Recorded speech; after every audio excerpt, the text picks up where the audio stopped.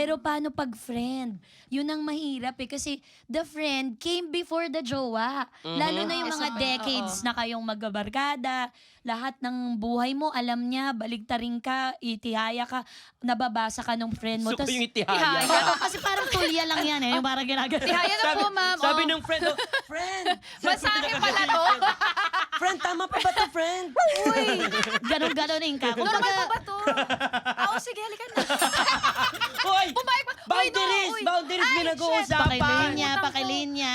May boundaries! Kalimutan ko. Diba? Paano kung yung friend mo sobrang kabisado ka tapos may problema ka matindi bago pa lang si partner. Syempre si isa palapit siya dun sa taong nakakaintindi sa kanya. Lalapit siya dun sa nakakakilala sa kanya. Pero si partner, napag-iwanan. Paano naman yun? Anong gagawin nyo? Tsaka parang 10 years na rin silang best friends daw eh, di ba? Yun nga daw ang kwento. Kaya parang, and then, tsaka ang daming lumalabas ng mga videos or photos na talagang magkakilala na sila from before Yes. pa. Before Andy? Yeah. Yes. Oo, 10 years na Oo. silang Oo. friends talaga. Oh, 10 years na silang friends talaga eh. Ulit-ulit. Ulit-ulit. Alam mo Parot, pala parot. talaga.